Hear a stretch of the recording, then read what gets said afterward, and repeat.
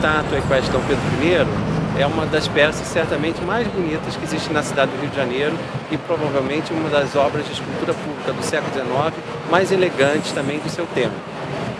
Primeiro, eu acho que é importante a gente também ressaltar o fato de que ela foi a primeira grande escultura pública do Brasil e até hoje ela é conhecida como uma das maiores esculturas do mundo em massa de bronze, porque ela é inteiramente de bronze. Normalmente, esses monumentos, assim, eles compõem com outros materiais, o pedestal é em geral de pedra, e só, digamos assim, a estátua é que é propriamente de bronze. Nesse caso aqui, a gente percebe que toda a composição, toda a obra, ela é em bronze. Isso, naturalmente, se justifica pela história da própria peça. Ela não foi feita no Brasil, ela foi feita na França. Então, ela foi feita em bronze justamente como uma solução de poder transportar suas partes e ela ser montada aqui no Brasil. O bonito dessa peça também é o fato de que ela representa, não é, uma leitura da memória imperial do Brasil.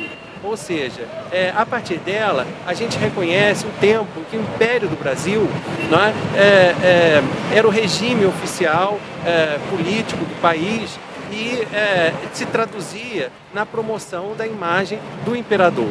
Ela foi inaugurada em 1862, na época em que se comemorava, não é, o aniversário da independência do Brasil e especialmente da Constituição naquele momento.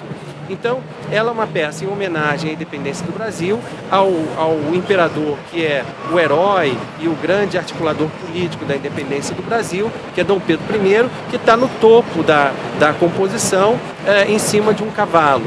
E na mão ele traz um documento, que é o Manifesto das Nações, que é considerado o primeiro documento em que se afirma a independência do Brasil, mesmo antes da Constituição. No sopé da estátua, na época da inauguração da pedra fundamental da estátua, foi enterrado debaixo da estátua não só documentos do movimento que levou à construção da peça, mas também o primeiro original manuscrito da Constituição de 1824. Não aquele que é o oficial, que está no Arquivo Nacional, mas um rascunho. Ele está ali enterrado também, junto com outros documentos do movimento de promoção da peça. Se a gente acompanhar a composição, a gente vai ver que, encimando o pedestal, a gente vai ver a referência às províncias do Império. E logo abaixo, o que a gente vê em cada face? As alegorias do indígena com os elementos da fauna regional, não é? E cada alegoria dessa, que é composta da junção de um elemento indígena com elementos da fauna, não é? Representam os rios.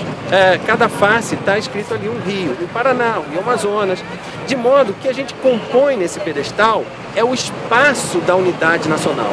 Se o imperador, com o Manifesto das Nações, é o ato de afirmação do Estado Nacional, o pedestal representa esse espaço da unidade nacional.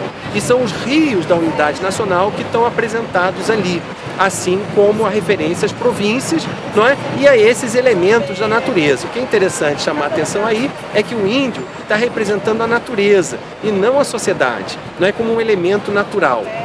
Ora, e cercando o pedestal, o guarda-corpo, não é?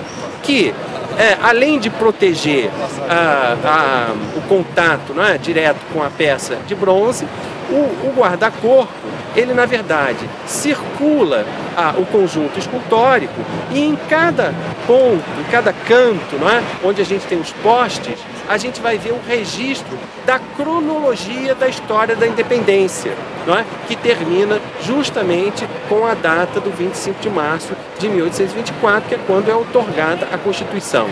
O que é importante aí a gente perceber? Que a composição, ela tem uma dimensão, ela representa a dimensão temporal do processo da independência, não é? Que é o processo de afirmação do Estado Nacional. Então a gente tem a cronologia, o tempo da história. A gente tem no pedestal o espaço da história, que é o espaço da unidade nacional, e no alto o ato de afirmação do Estado Nacional e o seu personagem principal, que é o imperador.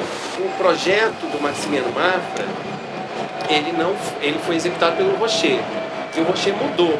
Por exemplo, aqui a gente vê duas figuras indígenas nas faces laterais. No projeto do Mafra, só tinha uma figura indígena. Então, o Rocher propôs essa solução que ficava mais proporcional. Assim como no projeto original, o pedestal não era de bronze, só a estátua equestre. Era de granito da terra. Então o Rocher, quando veio aqui, ele examinou as pedras e disse que as pedras naturalmente não eram da qualidade necessária e que teria um problema, que era como ele teria que vir para o Brasil para fazer essa composição toda. E aí ele propõe essa solução em bronze, porque isso permitiria fazer na França e transportar de barco para aqui e montar as partes de bronze. Não é? Então ele mudou o projeto original. Assim como o Manifesto das Nações, não existia no projeto Maximiano Mafra. Isso foi uma sugestão do Porto Alegre, né, que foi incorporada.